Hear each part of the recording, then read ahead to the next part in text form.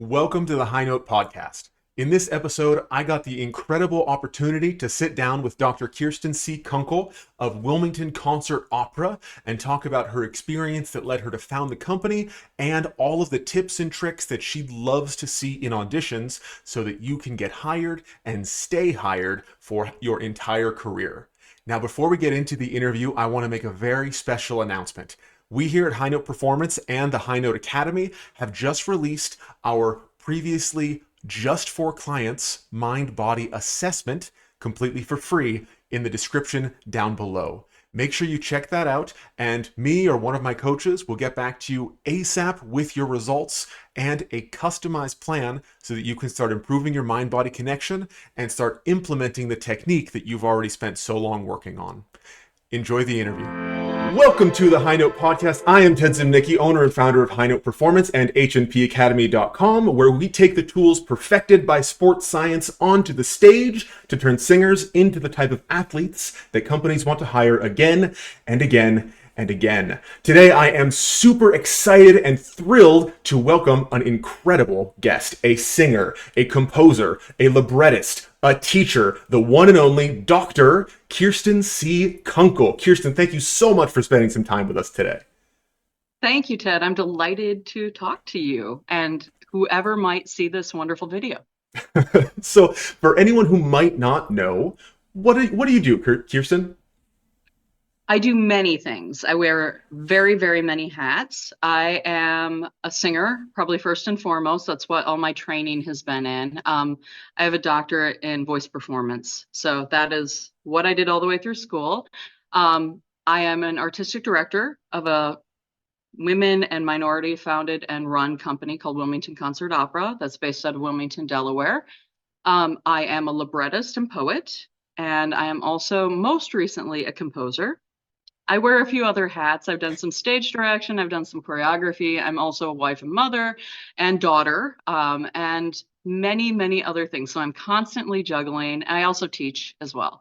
So I've done a little bit of almost everything in the what can a singer do for a career realm. And I've enjoyed almost all of it. So right now, I would say my primary roles are artistic director, singer, and composer.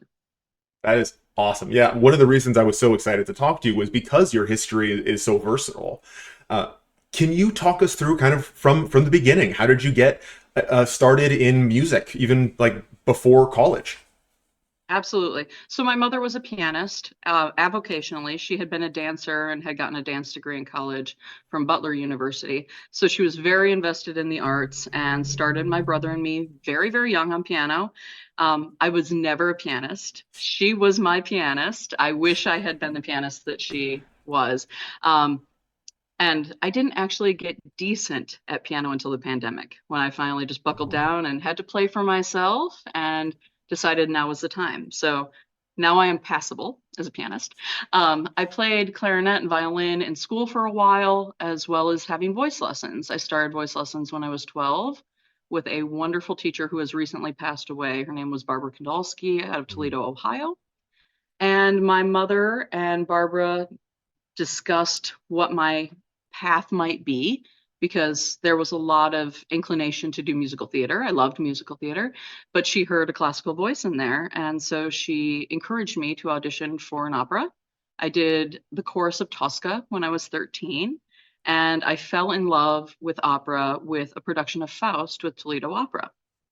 And from there, I got involved with Toledo Opera as well in the chorus. And This was all before just did college. This is it. This is all in your before teen years. college. Yep. All Wow. before So you got college. started in opera so young. That's amazing. I got started very young. I did all the art song and all of that too. But I was always that kid who was like, well, I want to sing Visidarte. And my teacher was like, not yet. Not yet. She wanted me to sing Mozart. And I was like, I want to sing, romantic music. But I did get her to let me sing behind closed doors a few things I wanted to do so that she could make sure I didn't hurt myself, which I think was very wise of her. But she wouldn't let me necessarily perform those in public. So then I did musical theater growing up. I loved it. Like I said, my mother had been a ballerina, so I was in dance classes and did primarily ballet, but also some jazz and tap. And then I went to college at Bowling Green State University in Ohio for my undergrad and spent my senior year abroad studying German, and then immediately went to University of Michigan for both a master's and doctorate all at Mm, once. So it was very, very quick. I was finished with a doctorate at 26, which wow. is insane. In retrospect, I don't know how I did it that quickly, but I'm very glad I did because it has stayed with me. It's been part of who I am, but I'm also never to the point where I have to go back to school if I want to go down that path. So after that, I went and did some teaching at the collegiate level. And then I started performing mostly after I was 30. So I was teaching Mm. for a while before I ever actually really did any professional performing at a higher level. Yeah, I've talked to so many singers who are in that like 25 to 35 range, give or take, and Hmm. it seems like that's such a critical but also difficult period to make it through as a performer. Absolutely. So for me, and I know you've talked to Diana Farrell, who had a very similar story. We have bigger voices. I'm a spinto soprano, so I had to grow into it. And I was teaching at the collegiate level at 26, 27, Mm. adjunct, and then eventually full time. And my students were not much younger than me. They were, 21, 22. On occasion, I had an older, non-traditional student. But it was very interesting because I learned through teaching that I became a better singer because I had to be able to explain everything I was doing and Mhm. explain it in a way that would make sense to someone else with a different body. And I even now, I've been teaching for many years now, and I still am like, we have to base everything on sensation and how we feel because I'm not in your body to help you do that. I have to explain it in a way that makes sense. So that helped me a lot as a performer. Um, but with a bigger voice, you have to let it cook, as I say. So for me, I really didn't start performing until my 30s, and then I didn't really start to feel settled until my late 30s. I'm 43 now. Some people always say, "Oh, well, why are you just telling your age?" I'm like, "Well, it's the path. I'm just now starting to get into the prime of what my voice can do, and I think people need to know that." Yeah, I think we're kind of talking about patience when it comes to Hmm. performing, and I think that's something that people talk a lot about, but it's not really something that's acknowledged. At least in my case, it wasn't when I was in Hmm. undergrad and grad school. Like, yeah, it'll be fine. I'll get there, but the amount of time and just takes time, so much time. Absolutely. I turned 40 during the pandemic, during lockdown, right? Hmm. So I turned 40, and my big adventure for the day was I got myself dressed up. I had a baby at the time, Wow. and we walked around the outside of our apartment complex. That was my big adventure for my 40th birthday, because we couldn't do anything. And I was so frustrated because I had always been told, wait till your 40s. Wait till your 40s, then you'll be able to do all the things you wanted to do vocally, career wise, all the things. And fortunately, I have the type of personality where I'm not going to let someone just say, no, you can't do it. I had to find a way. So Hmm. for me, I found ways to record. I found ways to keep networking. I kept putting my face out there on social media so people wouldn't forget. I was doing church recordings, and it wasn't the same, as we all know. It was not the same, but at least I was creating music that somehow got out there. But I'll tell you, nothing was like live performance, nothing. And having that patience was very difficult for me. I'm not a patient person by nature. So I've had to learn it over the years. And when I wasn't getting opportunities young, because I didn't, I went out of school hoping I would perform. I would teach, but I would also perform like we all expect to do, right? That's the dream. That's the I standard path, right? never Right. I never anticipated how hard it would be. So if there's anyone who's in their 20s watching this, it is hard. It is so hard. But it's all about perseverance and patience and learning your body and your instrument, and also learning how to deal with other people and network with other people. 99% of the work I get is through networking anymore. I Mm. rarely audition, which is fantastic for me. I mean, I love to network. I love to make connections, real connections. So for me, that's great. Some people it might be more difficult, but that has always been more profitable, and I mean that in every way, um, to to develop a network that wants to work with you as opposed to coming into a blind audition where they don't know who you are. So for me, that's really what it took. And I did a lot of grassroots opera, and I still do some grassroots opera because I love it. I love the idea of creating something that's brand new, especially with world premieres. But I also think it's vital for where we are with the opera world today that Yeah. we do what's out there and create our own opportunities. I would love to spend some time talking about that. There's a term that you use a couple of times in there that I just want to make sure is super clear for everyone listening. When you say grassroots opera, what does that mean, and what's the opposite? So I think for me, grassroots means it can be anything from a small opera company that is a nonprofit, or it can be a group of people coming together to create their own opportunity, like a recital or even an opera. You can do that without it being an official company. And I've done both. I've done creating my own recitals from nothing to working with people that do not have 501(c)(3) status as a nonprofit to working with small nonprofits. And the opposite of that would be your big A houses, of course, like the Met or La Scala or something like that, or even a more established company. Um, it's only been recently in the past few years that my company has become an Opera America company. Mm. And that's the overarching organization for anyone who doesn't know that basically provides the network and various various things to make opera more accessible for the masses, as well as just being able to connect with people at every level of the opera world. So my company is now an Opera America company, and we got our nonprofit status, I believe, in 2018 for reference.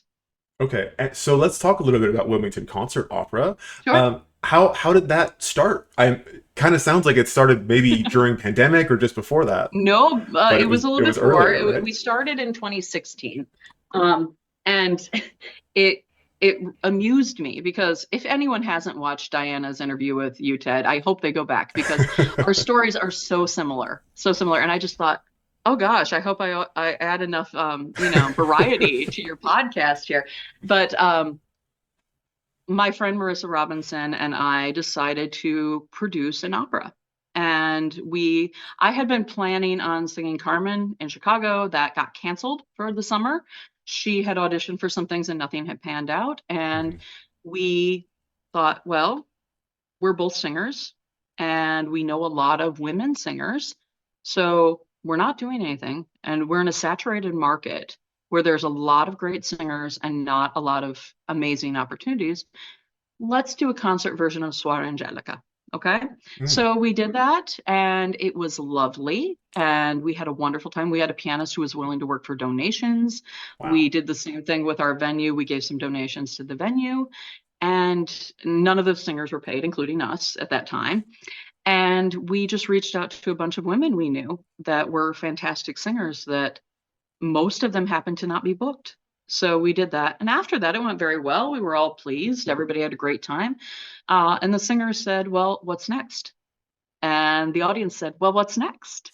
And we thought, oh, okay, maybe we should do something. So I had Googled a name, and Wilmington Concert Opera was what came up to mind because we were planning on only doing concert opera. And this was before we'd announced Suara Angelica.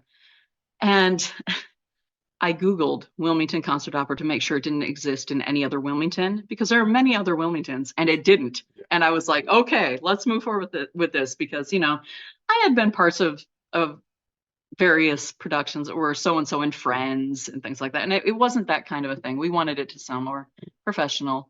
And over time, it has really developed into a place where people could bring their skills at a professional level, get a chance to perform in a friendly, warm, family friendly environment, Mm. and sing roles they might not have sung otherwise. And then also on the other side of things, we offer all free performances for our audiences. So we do outreach as well for students or other organizations, but all of our performances are free and open to the public, not ticketed. So that's Wow. a big part of our mission is accessibility and inclusion. And that's really where we've run with this. And of course, that's become more and more popular over the years to try to do whatever we can to be as accessible as possible. But I think we were kind of on the beginning of that trend. You were doing it before it was cool. I think so. I do a lot of things before they're cool, and I just hope for the best. Yeah. Hope they turn out cool later. Uh, That's right. no, so that's so fantastic that accessibility is a big part of your mission statement, and then you're actually living it. In so many people that I've spoken with, their mission statement says one thing and then their actions say a different one. Mhm. And I love hearing examples of that, that things are actually lining up. I mean, we certainly try, and we are minority and women led. So from the very beginning, we're two sopranos. I mean, we know how hard it is to get work as sopranos. Right. And so, we wanted it to be an environment where people felt like they could have opportunities to sing if they had families, if they didn't want to travel, if they wanted to have those fabulous experiences and exposure to the roles they may not get to sing otherwise if they chose to have a desk job for security, but they still want to sing. And so we get the gamut of people. We get some of the people that we hire are, young artists level that are very good and professional. We want to give them a chance. A lot of the times they're covers. Hmm. And then we also have people of all ages, of all races, of all nationalities, et cetera, disability level, whatever, that sing other roles for us too or do other outreach. And it's something that we want to see more of in our audiences and in our performers as well. So we try to live that. And it's a little bit easier perhaps because we do know how hard it is being women singers in the field who are now administrators as well. And and I'm Native American as well, so we have a minority aspect that not every co-founder would have. Yeah. Well, and so the company, of course, is based in Wilmington, Delaware, Yes. but you now call Ohio home. So Yes. how does that kind of work? I imagine that poses some logistical issues sometimes. It is more difficult than it was, but because of the pandemic, I think because everything can happen over Zoom or another, virtual conferencing system, it's become a lot easier. My business partner, Marissa, who I mentioned earlier, she's our executive director, and she's on the ground there. She lives in Wilmington, and she handles anything that needs to be done in person, and anything that has to do with like, logistics of the space we're going to be in or if someone needs to be met in person, she can do that. We do all of our auditions online, Okay. and our auditions have always been by email submission. So that's before the pandemic. Before the pandemic, because Hmm. there are two sides to that coin. First of all, that way no one has to pay to audition for a space, for a pianist, for anything else.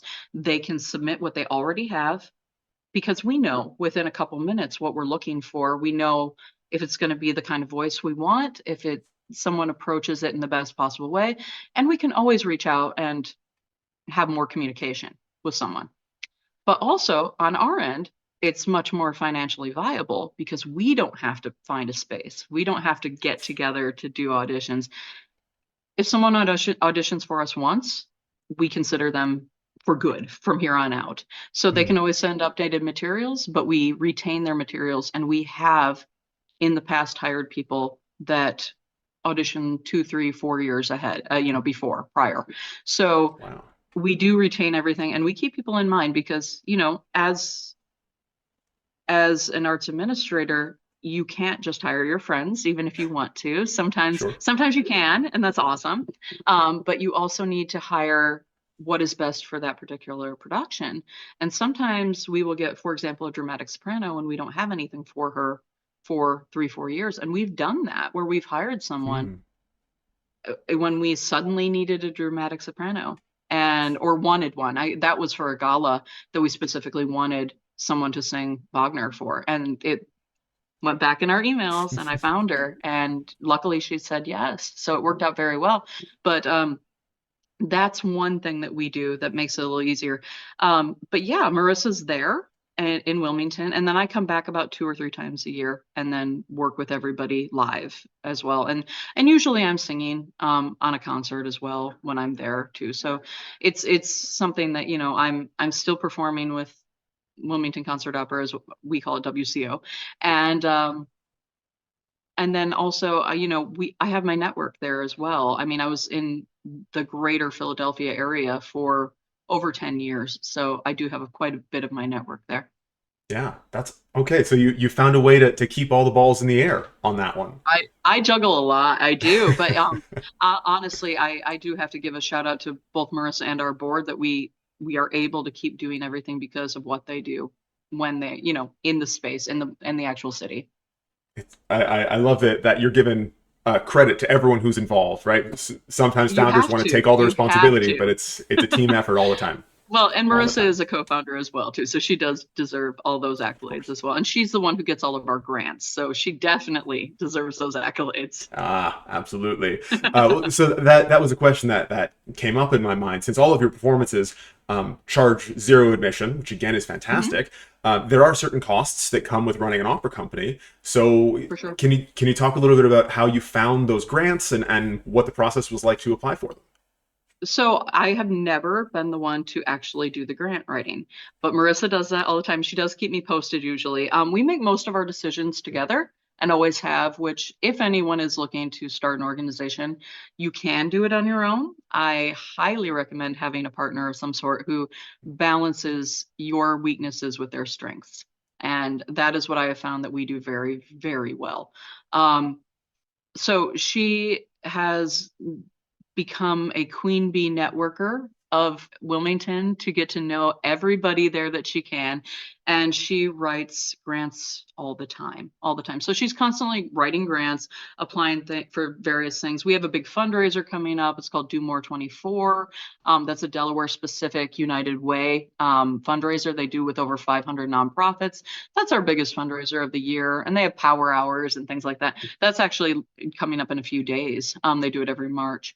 And of course, we take donations as well. And then we do whatever we can to make sure that people know that we can be hired for outside events as well. Hmm. So, if there's a company, for example, and a good example of this is World Trade Center Delaware had a gala in 2019, and they hired three of our singers to come in and sing, and I created a program, and it was all about food, and trying to come up with a Hmm. half-hour program of operatic hits about food was a little tricky, but we did it. And that's one of the things I really love doing in my position, is creating and doing the programming. That's something I truly enjoy, finding the right voices for the right rep. And that's something I've always done. I've always done, fantasy casting in my mind. When I was a kid, I would cast musicals with my friends of mine and then do like a celebrity cast. So now I get to do it for real in real Now you life, get to and do it for hire real. people and give people jobs. And it's really, really exciting. But yeah, joining Opera America is helpful because we have access to more grants now. And it's just constantly trying to find out what else is out there and finding banks and other businesses that are willing to be sponsors and things like that. Sure. Yeah, I imagine that's one of the initial stumbling blocks for so many people that they want to For do sure. it, but they have no idea how to start financing these things. It's very hard. Yes, we did it on our own, out of our own, pocketbooks for quite a while before we were able to get grants. In 2016, when we started, we didn't have anything other than a few donations, and by that I mean people coming to the event and giving $5 here, $20 here, that kind of thing. Um, as we've gone on and gotten incorporated, we can actually apply for most of these grants. It's very hard if you're not a nonprofit to apply for most grants. There are some things out there, but not a lot, not enough to sustain an entire organization. Yeah, for sure. And so now, in a given season, what kind of performances would WCO do? Concerts, full operas, concert operas, We probably? we do concert operas. Yeah, we do Yeah. one main stage concert opera every fall or winter. Okay. This year it's Fledermaus, so that'll be a lot of fun. And we also do a gala every year. So our season this year is called Voices of Home. Um, we specifically wanted to feature the heritages of the various people singing on the program. So we Mm. tried to get as diverse of a cast as we could, and then we asked them what they would love to sing that represented their heritage. And we have the gamut. We have the gamut of amazing things for that. So the tie-in with Voices of Home is, of course, the Chardash from Fledermaus. So, Of course, yeah. voice of my homeland. We ran with that. But yeah. So, and I mean, there's also pieces on the program that talk about homeland and country and things like that too as well. So that's really exciting. And then we've been doing some outreach events too. Last year we added an outreach opera and we did La Serva Padrona. Oh, great. And we're going to do that again this year. That hasn't been announced, so anyone seeing this, that's a surprise. All right. We got the And scoop. There it is. we got the scoop. And then we also do a virtual recital series, which did start during the pandemic. Um, and we have a pianist and a singer usually, and they get to do rep that they would love to do. Usually that's how we choose the rep for that. They curate their own programs, and they're anywhere from like a half hour to 45 minutes long, generally speaking. We do a live YouTube chat with that when we premiere those, and they stay on our YouTube page and our Facebook page so that our reach can go further than just Greater Philadelphia and Wilmington. We want opera to be accessible for everyone. That's one way we can also use non-local singers and Hmm. pianists, because we do get people who apply from everywhere, but often we can't bring them in. So we are able to offer that as a way for them to showcase what they can do under the umbrella of our organization, which a lot of people have been very excited about. There's some amazing, amazing recitals up there. I have a recital up there, but I don't think it's the most amazing one out there by any stretch of the imagination. We've had two this year already. We had a beautiful Norwegian fairy tales recital, and then we had a beautiful Black History Month recital as well. So we do a few of those a year, anywhere from like right now it's probably like 3 to 7, depending on how many people we bring in for that. And it's been great to do that as well. So we also do occasional little performances and productions. We had a nice little small caroling thing at the end of December, Oh, fun. so there's opportunities and options for things like that as well. But for our primary main stage season, it's the virtual recital series, one full concert opera in original language, and then a gala. Okay, awesome. And I will make sure to have links to all of those that are publicly Yes. available in the description down below for anyone who wants to check it out, for everyone who wants to check it out. Uh, But speaking a little more philosophically, if we could for a Mhm. moment here, because you've done so many things both on and around the stage. I know you've of course we've been talking a lot about opera, but you've also done straight plays, you've done musical theater, you've directed. I think the only thing I didn't see in there was conducting, but you've done pretty much everything else. And I, I who knows conducted that you a might conduct something soon. Uh, I conducted a church choir for a while. I am not a conductor. I felt so bad for my friend was the organist, and I felt so bad for her because she just had to keep me together. I mean, I can do a 4/4 pattern, whatever, but I'm not a conductor. Close So enough. One, two. It's fine. But whenever you're involved in a performance in whatever capacity, what are some of the things, the feelings, the thoughts that you would want an audience to walk away with? I want people to come away with an experience that makes their lives a little better. And I would love to say I would love to just entertain, but some things we do are not meant to be entertaining per se. They're meant to make you aware or make Hmm. you feel something. But if an audience member feels something when they leave, I feel like that's really the goal. Um, we want, as a director, as an arts administrator, I want my performers to feel like they're valued and that their time is valued, that they feel they're treated well, that they feel like this is an experience they would tell their friends about and those friends would want to work with us. That's the goal on that end. As a performer, I want to bring everything I can from my performance realm to the audience and just leave it out there on the stage. I want the audience to know that I was vulnerable and that I'm giving you all I can of me in that moment. Um, as a choreographer or stage director, I just want to make sure that it's understood and the story is told in a way that people can understand it, because you want to make sure the audience can understand and it's not so elusive that they go walking away saying, what was that? But you also want to make it interesting. So there's a fine balance there. Yeah. Um, as a librettist and poet, I don't have a problem with it being a little more elusive, but I want it to still be understandable and mean something to someone. So Girondins, which is the opera that we initially first produced at Wilmington Concert Opera, and then we just did the staged version at Mission Opera in California, um, is extremely accessible. There's a lot of work in that, and my composer for that is Sarah Van Sciver. I'm the librettist for that. Um, there's a lot in there that plays on history and some prior knowledge, but if you listen, you'll still find the humanity in it. So for me, it's finding the humanity in a situation, no matter what the situation is, so that it resonates with people. And I think that's really the core of everything. If it can resonate with someone, whether it's that they walk away and they say, "Oh, that was beautiful," or they walk away and say, "I never thought of it like that," both of those are very valid.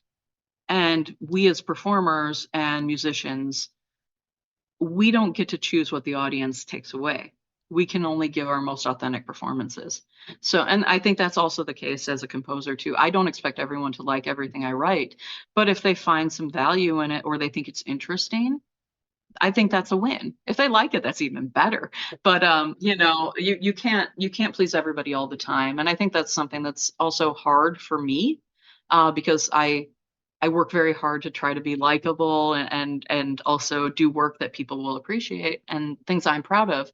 But at the core, I have to be proud of my work, and I can't expect everyone to see everything I put into it or necessarily appreciate it. So I just do what I am proud of and hope for the best with the audience reaction. And I only assume you get that more often than not, or if you didn't, WCO wouldn't exist anymore. Uh, I think for the most part, yes. I think for the most part. yeah.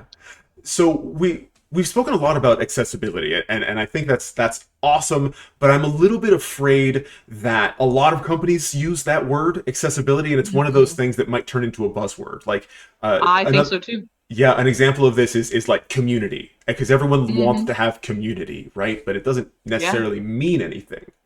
Uh, right. so how does Kirsten and how does WCO and the organizations that you're involved with, how do you define accessibility? So I think for me, there has to be a sincerity behind it, no matter what. No matter what you're doing, if you're networking, you have to be sincere. If you're creating art, it has to be sincere. It has to be authentic. And I think that's the same with accessibility, no matter Hmm. where you are, whether you're producing or you're singing or whatever. Um, I like to meet people where they are as a person. And if someone comes up to me and says, "This was great, but it would be better if we had, for example, more handicap accessibility." Okay. We have to consider that. We Hmm. have to consider what that is. Or, you know, we need more sensory friendly performances. We've started doing sensory friendly performances specifically. Now, we've always been family friendly. We've always invited kids, we've always invited families. We always would prefer that someone bring their child has a meltdown, you take the child out, that's fine. We'd prefer that in a live setting than not bringing your family at all. Hmm. And so these sensory friendly performances that WCO has started, um, just lets people know that more. What does And sensory friendly mean? so sensory friendly is perhaps another buzzword they've started using, but basically it's anything that makes it more accessible to people who either don't have the attention span to sit through an entire performance, or um, which is me If there sometimes. are, I'll admit that. If the performance, me too, me too. some of these operas Um, can be very long and not that good. So yeah. sorry to They're derail using you, it a but lot. Oh, you're fine. You're fine. They use it a lot for children or people with any sort of mental handicaps or disabilities. Um, a big thing that they do for a lot of them are keeping lights up in houses mm, or providing things that are like little fidgets, toys that they can play with that aren't going to make a lot of noise. Having a room where if a child has a meltdown, you can take them and have them cool down, and they can still ideally have a video that they can watch the live performance or something like that. With okay, opera, we're loud. We're loud. Generally speaking, we're loud. We can't control the sound. But if you were doing a mic'd performance, you could turn the mics down so it's not too loud. Um, if you have flashing lights, maybe you don't use them in that performance, that kind of thing. So sure. basically, sensory friendly, making everything just a little less sensory abundant, if you will. So that's one of the things we've really tried to do. Accessibility as far as casting, we've tried to make sure that we cast the best possible person for that role, no matter what, whether they are older. We get a lot of people that are older that we want to showcase that don't get those opportunities anymore Mm, because they're in their 50s, 60s, 70s, whatever, that the roles that they are going for maybe aren't going to them anymore. So we want them to know that they are still a valuable part of our community. Community, there's your word. That we do what people would call colorblind casting. It doesn't matter to us sure. what someone's race is. We do want people to feel like they're represented when they come to a show. We want people to feel like they can see all sizes, colors, various types of people on stage when they come to see our shows. We want that. We want people to know that they're represented because, we aren't all always represented. And having that representation and not having it be tokenism is very, very important to us. So I guess Yeah. that's what accessibility means for us on the performance level. On the audience level, just making it something that people can come to see, and if they have something that we can make easier for them to do that. We don't want finances to be a barrier, and that's one of those things that everyone always says, oh well, opera's elitist. Opera's only elitist if we make it elitist. We're programmed to believe that, and I think now more than ever we need to be reaching out to children and younger Mm, groups and educational opportunities so that people can see we're just creating music we love and it happens to be beautiful. And sometimes it's in another language, but it's always something that we can make more accessible if we try. Um, I like to tell this story. I was at a house party once in a more urban setting of Philadelphia where these children that were the neighbors had never heard opera before. And my friend had us over to this house party and said, "Would you sing for my birthday? mm, I would love that for my birthday present." And I sang the Papers aria from the console. Probably okay. something that a lot of people are going to say is highly inaccessible, Yeah. but it's not. But it's not because that idea, first dramatically, is something we can all relate to on some level. It's still very poignant. But how many of us have not, at the core of this, gotten frustrated at the DMV? Like we've all had that moment where we're just frustrated at the bureaucracy of a situation. So that's universal. That's why the console still gets performed, is that there's its universality to it. And then, also borders and politics and all that, Right. all the more important stuff of the opera. But these children, these 4 and 5-year-old children who had never heard opera in their life, every time I would get to the papers, papers part, they just started bouncing because they were liking it. They'd never heard a voice like mine with a piano singing in front of them, and they ate it up. They loved it. They loved it, which tells me that opera can be for Mm, everyone, if we approach it correctly. There's no reason you can't find something that will appeal to literally everyone. I've gone and done outreach at many, many different places from, you know, schools that had no extra income for incoming programs to high-end, extremely high tuition paying programs. Every single one of those groups has found something worthwhile out of what we brought in. So, and that's with the Wilmington Concert Opera. We've done a little bit of that, but I've done it with other groups and companies as well. And it's always been the case that people are amazed by what the human voice can do. We can do that. We can change that mentality, but we have to do it young and we have to involve families, in my opinion. Yeah, I think you're totally right, and there is totally some stigma, some bias in pop culture that opera is very elitist and it's only for a certain brand of person for whatever that means. Yes. Uh, Yes. yeah, and I think part of that is sometimes it's the age of the singers, like we were talking about earlier.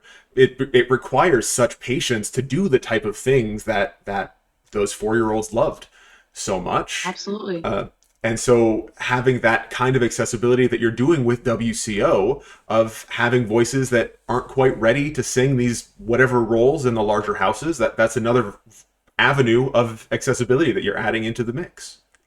Yeah, yeah. I mean, I think that there is an element to no matter how you look at it, we're finding the people that want to be creating good art. That's really what it comes down to. Because we we do hire pro level. Like that's where we're at. We hire pro level. But if we get somebody who wants to be involved, we usually find a way to have them involved in some capacity and whatever that means. And sometimes it takes more time, and that's okay.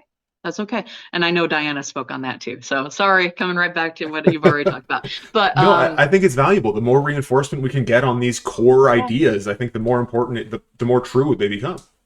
for sure, for sure. And I think that, what it really comes down to as an arts administrator is that I want great singers who are great to work with. If you're a fantastic singer, but you are not kind to everyone you run into, if you're not kind to the stage manager, I'm going to find out. If you yell at somebody backstage, which happened not too long ago, not with my company, Oh, with a different production I'd done, I'm going to find out. And will I choose to work with you again? Probably not. So you have to treat people well. You have to be willing to set your ego aside and say, I am part of this production. And while I want to bring my best self to it, that means that I also have to bring everyone with me and not push them to the side. Because a oh, yeah, please. I was just saying, we don't do anybody any favors by not being a team player when it comes to things like that.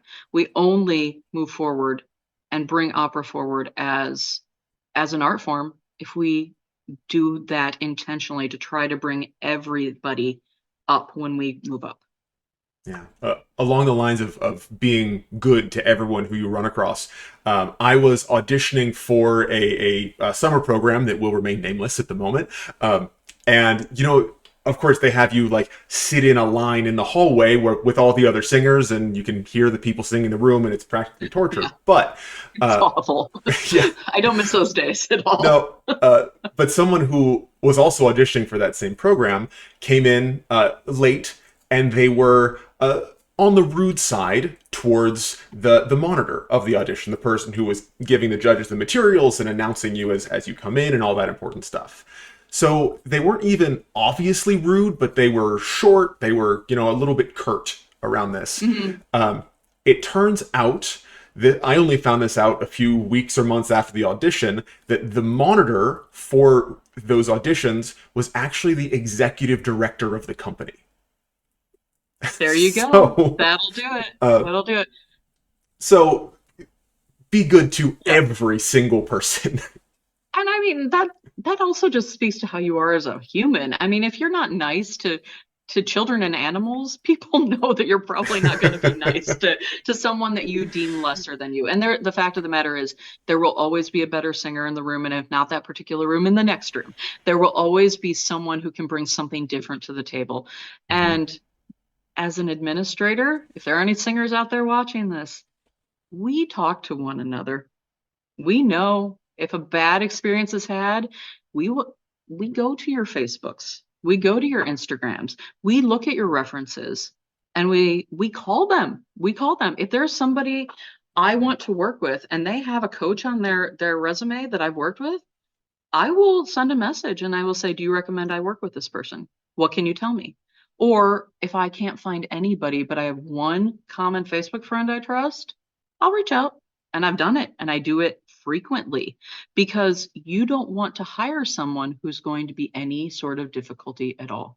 You want to Mhm. hire somebody who is communicative, quick with responses, comes prepared, is always kind, and is willing to go the extra mile because that's what will sustain you with a career. And you have to be able to sing, Oh, you right. know. That too. Right, Uh, that little thing of being able to yeah, sing. But honestly, you can be a great singer, and if you're not those other things, you won't have a career. there's too much competition to be an asshole. It's 100%. yeah, yeah. Kathleen Battle 100%. wouldn't get hired anymore. Uh, Sorry, Kathleen, you're a wonderful singer, but still. She's a fabulous singer. Fabulous singer. Right. Uh, so we're kind of talking about auditions here, and you do Mhm. auditions in a pretty unique way since it's Yes. exclusively online and you keep people on file for as long Hmm. as necessary, potentially forever. Uh, Yeah. there are lots of companies who do pre-screens that in Yes. that digital way, and Mhm. pre-screens now have turned into essentially round one of auditions, whereas they used to be like a can this person sing in tune? Yeah, cool, here's a live audition. That's not the Right. case anymore, right? Correct. Correct. So when you're looking at a recorded audition, uh, what are some of the things that could make one stand out in your memory? So I am probably quite unique in that I love a live performance because I love to see what someone will do in a live performance. Now, in a Mm, live performance, you may not have the best sound quality. You might not have a great costume, or you might be singing recital rep. It doesn't matter to me what you sing. It matters to me how you sing it. If you're committed, if you are giving me the character without overacting, you're authentic. It comes back to authenticity, Ted. It really does. If you are authentic and you are performing to the best of your abilities, I would rather hear someone sing something that is very comfortable and maybe it doesn't show the extent of your range, but it's something you could sing, half asleep. You could sing it at 8 o'clock in the morning. I would rather hear Vedrai Carino like sung beautifully than hear Queen of the Night, if that makes mm, sense. I want to hear something beautifully polished, beautifully done. I want to see you present yourself well. And by that, I mean that you put a little effort into it. You didn't just roll out of bed and make a recording. And sometimes I see pianists roll out of bed and make those recordings, and I always feel bad for the singers. But I would never judge someone based on what their pianist dresses like. But they try. They want to bring their best self forward. Um, and then of course the voice. I can tell in a phrase or two if it's going to be a voice that I want to hear the rest of. I listen to everything. If you send me recordings, I will listen to all of them. Um, Sometimes that gets to be long, but I do listen to everything. And because sometimes people think their best recording is not actually their best recording. Also, if you have an online presence and I'm interested to see what you might do with something else, I'll go find it. I've done that before too, where I'm just like, well, I really like this person doing X and they're okay at Y, but what would they do with Z? mm. And I'll go look. I'll go look. And sometimes you can find stuff and sometimes you can't. But that's how we vet, generally speaking. Marissa and I have very similar aesthetics. We like similar qualities and voices, which makes life a lot easier. We both listen to all recordings that are submitted. And yeah, we hire based on agreement. So usually I'll lead with who I think I would like to hire. And if she has reservations, we'll consider other people. So yeah. Okay. And we're just sort of running up on time here, I think. So if someone is I could talk forever. uh, I'm sorry. if for anyone who's listening who might want to audition or learn more about you or any of the million things that you do, which we only talked about a Yes. couple of them, uh, Yes. That's what's the fine. best way to get in touch or to reach out to submit an audition recording? So for audition recordings, you are going to want to email Wilmington Concert Opera. You can go to our website and it will give you a link for that, and a website, and an email. You can also just email directly, wilmingtonconcertopera@gmail.com or info@wilmingtonconcertopera.com. And then all we ask for that are headshots, a resume, and recordings. And of course, if you write a nice cover letter, we notice. So there's that. And then for me, KirstenCKunkle.com is usually the easiest. You can find me on Facebook and Instagram, as well as the company. You can find both of us on YouTube as well.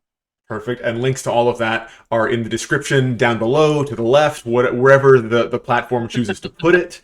But the links Fabulous. will be nearby somewhere. Uh, Okay, sounds good. Sounds uh, great. so I always want to leave my guests with the final word. So Kirsten, is there any parting wisdom, anything that you would like to see come from this or from anything else? The floor is yours. Sure.